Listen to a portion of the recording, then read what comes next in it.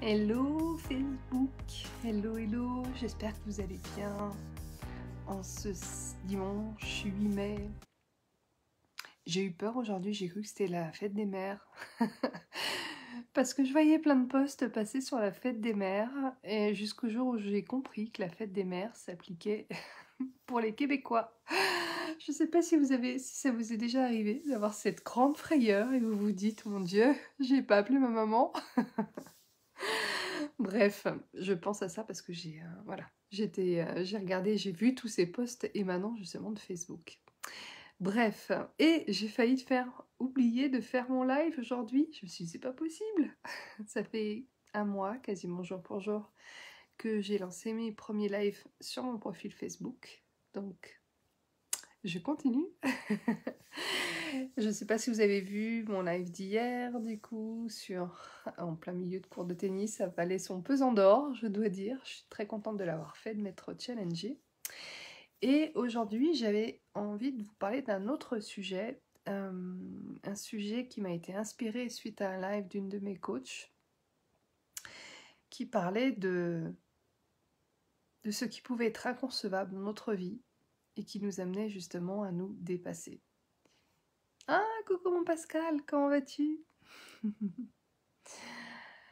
Moi, je retrouve Pascal demain d'ailleurs pour un live à 14 h. Je ne l'ai pas encore annoncé, il faut que je fasse la com demain matin. Donc du coup, ce qui est inconcevable, moi, m'a particulièrement aidé à avancer. Ce qui a été inconcevable dans ma vie, en particulier, ça a été à l'automne 2019. Ça faisait 2 ans que je touchais mes allocs chômage et qu'en parallèle, j'avais lancé mon activité. Et via un montage, on va dire, astucieux, je pouvais à la fois toucher mes allocs chômage et à la fois générer un chiffre d'affaires avec mon activité qui était essentiellement liée à deux choses, la prestation web marketing et puis mon activité de blog. Et mes allocs chômage prenaient fin. Le problème, c'est que ce que je pouvais faire avec mes prestations web marketing et mon blog ne suffisait pas du tout à mon train de vie, à couvrir mes dépenses. C'était pas l'équivalent de mes allocs chômage, voilà. Et je me souviens que quand cette période est arrivée, cette période de 2 ans de chômage, la fin de mes allocs, je me suis dit, c'est inconcevable de ne plus rien toucher. C'est inconcevable de ne plus rien recevoir. Plus de rentrée d'argent, si ce n'est quelques petites rentrées d'argent que je pouvais faire avec ces activités en parallèle. En fait, ce qui était inconcevable, clairement, je vais vous le dire, pour moi, c'était de dépendre de mon mari. C'était inconcevable de pouvoir dépendre de lui financièrement. Et c'est à ce moment-là que j'ai eu une idée de génie. J'ai eu cette idée de me dépasser comme jamais. J'ai proposé quelque chose qui est venu comme ça, très rapidement, et qui m'a permis, enfin, de générer des vrais premiers revenus. Enfin, des vrais revenus. C'était pas des premiers revenus, mais des vrais revenus. Et c'était lié à mes premières formules d'accompagnement en lien avec accompagner des futurs investisseurs dans le domaine locatif. Et je me dis, c'est fou avec du recul parce que ça m'a permis, oui, de générer ces revenus-là, mais c'est tiré d'une énergie de peur quelque part, de manque. Ça m'a challengé, ça m'a poussé. J'ai pu enclencher ces revenus-là, mais c'était pas très serein, on va dire, de ma part. Et je me souviens que dans les mois qui ont suivi, j'ai fait quelques autres ventes, mais c'était pas énorme non plus, donc c'était vraiment... ça oscillait comme ça en termes de revenus, hein. Des fois, c'était vraiment peu. Je me souviens que des fois, quand même, j'avais fait des revenus avec très peu de choses, très peu de CA. Et je me souviens que j'en avais parlé en séance découverte avec un coach. Et je lui dis, c'est fou parce que cette période-là, à l'automne, j'ai pu faire tel chiffre d'affaires. Et puis là, je comprends pas pourquoi j'y arrive pas. Puis il m'a dit, mais ça venait de quoi? Alors du coup, je lui raconte, bah, c'est la fin de mes allocs, donc du coup, ça m'a mis dans cette énergie de me dépasser. Donc il m'a dit, bah, il faut que tu essayes de retrouver du coup cette même énergie, en fait. Mhm. Et maintenant que j'y repense, avec ces 2 années et demie de recul, je sais pas si c'était le meilleur conseil à me donner, mais en même temps, je le comprends, ce conseil. C'est que c'était tiré de cette énergie-là qui m'a permis de me dépasser. Mais je conseillerais plutôt autre chose maintenant. Je dirais qu'en fait, d'une façon générale, faut éviter d'être dans cette énergie de manque, de peur, pour se challenger, pour se dépasser.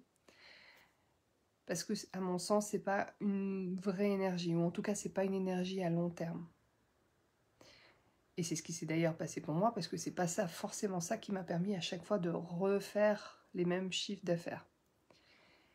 Et je dirais du coup, on frôle un peu, on peut frôler avec des gros problèmes aussi, parce qu'on se dit, si on se base sur quelque chose de problématique, une souffrance, du coup, on va chercher tout au long de notre parcours, de ponctuer notre parcours par des événements comme ça, en fait, par ce manque, par cette souffrance qui va nous permettre de réagir enfin.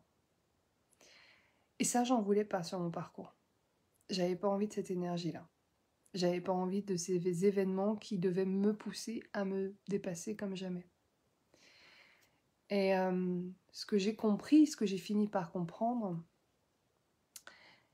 c'est qu'il vaut mieux en fait se dépasser grâce à une énergie de désir, de plaisir, une énergie où on se dit j'ai vraiment envie